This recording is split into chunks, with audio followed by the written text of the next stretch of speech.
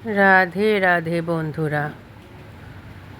শ্রীমদ্ ভগবদ্ গীতার প্রথম অধ্যায় শ্লোক 2।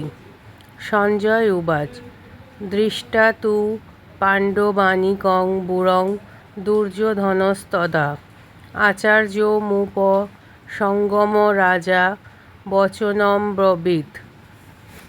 অনুবাদ। সঞ্জয় বললেন, হে রাজন, পাণ্ডবদের সৈন্যসজ্জা দর্শন করে রাজা দুর্যোধন দ্রোণাচার্যের কাছে গিয়ে বলল, ধৃতরাষ্ট্র ছিলেন জন্মান্ধ। দুর্ভাগ্যবশত তিনি পারমার্থিক তত্ত্বদর্শন থেকেও বঞ্চিত ছিলেন। তিনি ভালোভাবেই জানতেন যে ধর্মের ব্যাপারে তার পুত্রেরা ছিল তারই মতো অন্ধ, এবং তিনি নিশ্চিত ছিলেন যে তার পাপিষ্ঠ পুত্রেরা আজন্ম ধর্মপরায়ণ পাণ্ডবদের সঙ্গে কোনো রকম আপোষ মীমাংসা করতে পারবে না। তাই তিনি সেই ধর্মক্ষেত্রের প্রভাব সম্বন্ধে সংশয়গ্রস্ত ছিলেন। যুদ্ধক্ষেত্রের পরিস্থিতি সম্বন্ধে ধৃতরাষ্ট্রের এই প্রশ্ন করার অভিপ্রায়টি সঞ্জয় বুঝতে পেরেছিলেন।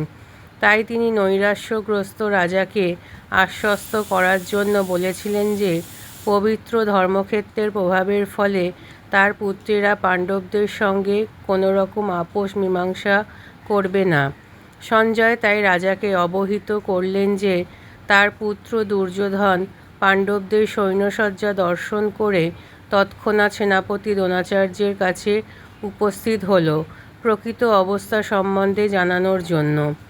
দুর্যোধনকে যদিও রাজা বলা হয়েছে, তবুও সেই সংকটময় অবস্থায় তাকে তার সেনাপতির কাছে যেতে হয়েছিল।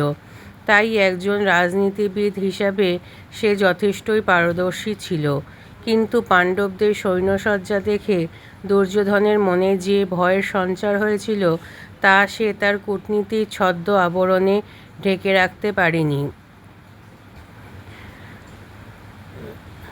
শ্রীমদ্ ভগবদ্গীতার প্রথম অধ্যায়ের 2 নম্বর শ্লোক এখানেই সমাপ্ত হলো।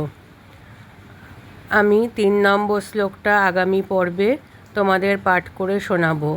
তোমাদের আমার ভিডিও কেমন লাগছে কমেন্টের মাধ্যমে অবশ্যই জানিও।